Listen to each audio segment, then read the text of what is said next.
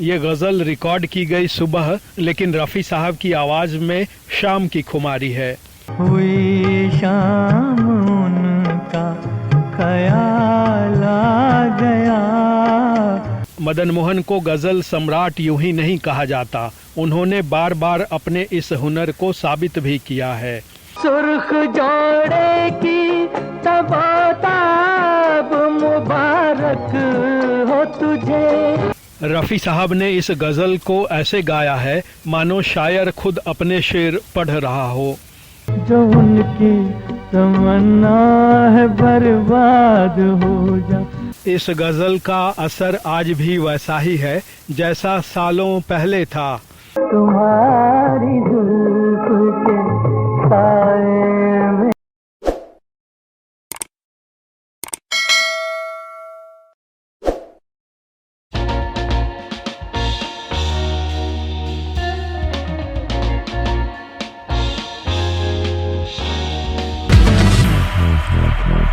Black and white में आपका स्वागत है।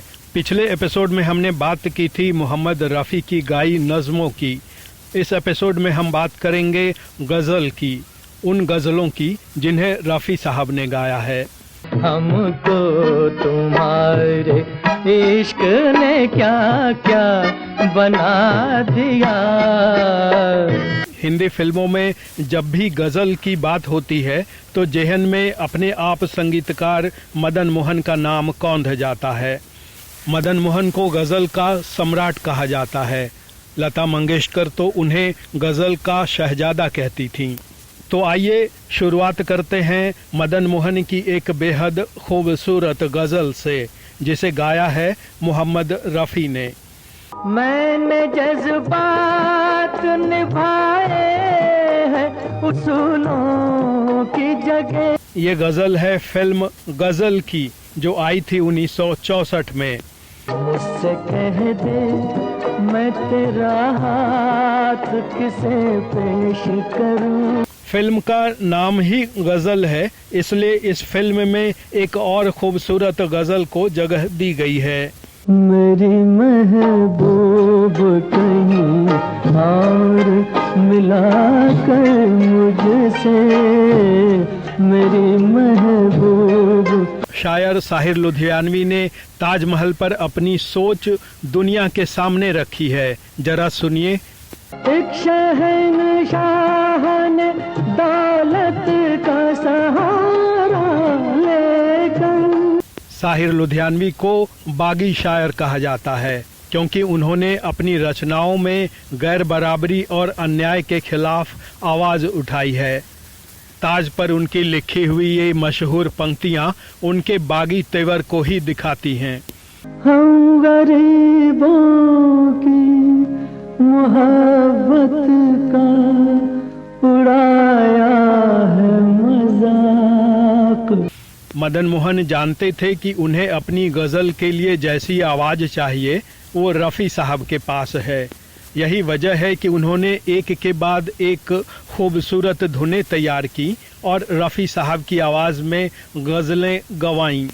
नजर मिलाई तो पूछूंगा इश्क का अंजाम। ये गज़ल है फिल्म नौनिहाल की, जो आई थी 1967 में। इस गज़ल को लिखा है शायर कैफी आज़मी ने। जानकारों के अनुसार रफ़ी साहब की ये गज़ल उनके 5 सबसे उम्दा गानों में शुमार की जाती है। नजर झुकाई तो खाली सलाम कर लूंगा। मोहम्मद रफ़ी जब हिंदी फिल्मों में पूरी तरह जम गए थे तब मदन मोहन ने फिल्मी दुनिया में प्रवेश किया था, लेकिन दोनों ने एक दूसरे के साथ दशकों तक काम किया और मदन मोहन ने रफ़ी साहब का साथ उस समय भी दिया जब बहुतों ने उनका साथ छोड़ दिया था। हम जुर्मे मोहब्बत की।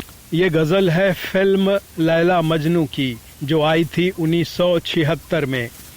प्रेमी की महबूबा को कोई दूसरा ले जाता है, लेकिन फिर भी प्रेमी अपनी महबूबा को दुआएं देता है। जो तुझसे हुई हो वो खता सारी साथ लिए जा। इस गजल में शायर साहिर लुधियानवी ने ये जता दिया है कि वो प्रेम को किस नजरिए से देखते हैं। बर्बाद मोहब्बत की दुआ साथ लिए जा। इस गजल के बाद बात करते हैं एक ऐसे गजल की जो फिल्माई गई है अभिनय के शहंशाह दिलीप कुमार पर। मैं कोई पत्थर नहीं इंसान हूँ। दिलीप कुमार की ये फिल्म आई थी 1966 में और फिल्म का नाम था दिल दिया दर्द लिया। कल तो सब थे कारवां के साथ साथ।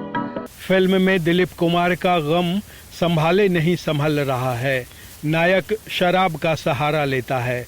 ऐसे में कहानी में ये गजल बहुत काम आती है। कोई सागर दिल को बहलाता नहीं। इस फिल्म में एक और गजल है जो असर और लोकप्रियता में पहले वाले से 19 नहीं, आप खुद सुनिए। हमको न ये गुमान था ओ संग दिल सनम। इस गजल को संगीत से संवारा है नौशाद ने और इसे लिखा है शकील बदायूनी ने। गुजरे हैं आज इश्क में हम उस मकाम से। अब दिलीप कुमार के बाद बात करते हैं धर्मेंद्र की। बहुत शाद थे हम उनको भुला कर। इस गजल में भी नायक की तकलीफ साफ दिखाई देती है। शाम घिर आई है लेकिन साथी अब साथ नहीं। धर्मेंद्र को ही मैन कहा जाता है लेकिन पर्दे पर धर्मेंद्र का ये अंदाज कुछ और भी बयां करता है। हमें तो यही था गुरु। ये गाना शाम पर केंद्रित है। गाने का मूड शाम का है लेकिन संगीतकार प्यारे लाल के अनुसार इस गाने को रिकॉर्ड किया गया था सुबह में। ये कमाल रफ़ी साहब का ही था कि सुबह की रिकॉर्डिंग में शाम की खुमारी डाल दी। हुई शाम उनका ख्याल आ गया। प्यारे लाल ने एक इंटरव्यू में बताया था कि लक्ष्मीकांत और वो पहले धुनें तैयार करते थे और फिर उनके आधार पर गीतकार गाने लिखते थे। लेकिन इस गाने के बारे में संगीतकार प्यारे लाल ने बताया है कि मजरूह सुल्तानपुरी ने पहले ये खुमारी भरा गीत लिखा और फिर उसके आधार पर संगीतकार लक्ष्मीकांत प्यारे लाल ने धुन तैयार की। वही जिंदगी का सवाल आ गया। लक्ष्मीकांत प्यारेलाल की एक और गजल है। न उनका तबस्सुम तेरे वास्ते है। ये गजल है 1969 में आई फिल्म इंतकाम की। इसे लिखा है जाने माने लेखक, शायर और फिल्मकार राजेंद्र कृष्ण ने। सितमगर सलामत रहे हुस्न तेरा। प्यार में कुर्बान हो जाने की बात ढेरों गानों में कही गई है लेकिन राजेंद्र कृष्ण की इस गजल को मोहम्मद रफ़ी ने जैसे गाया है वो अनूठा है। जो उनकी तमन्ना है बर्बाद हो जा। मोहम्मद रफ़ी ने अपने 35 साल के करियर में अनेक गुणी संगीतकारों के साथ काम किया। इन्हीं संगीतकारों में एक थे ओपी नैयर जिन्होंने रफ़ी साहब के साथ मिलकर दुनिया को एक से बढ़कर एक हिट गाने दिए। ओपी नैयर की एक ज़माने में हिंदी फिल्मों में तूती बोलती थी। उनकी तैयार की गई एक गज़ल सुनिए जिसे गाया है मोहम्मद रफ़ी ने। हम ढूंढने चले थे मोहब्बत का रास्ता। ये गज़ल है फिल्म एक मुसाफिर एक हसीना की जो आई थी 1962 में। इस गज़ल को लिखा है शायर शेवान रिजवी ने। हमको तुम्हारे इश्क ने क्या क्या बना दिया।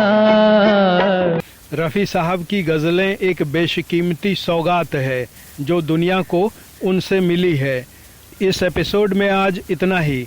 अगले एपिसोड में आपसे हम फिर मुखातिब होंगे। नमस्कार। जो उनकी तमन्ना है बर्बाद हो जा।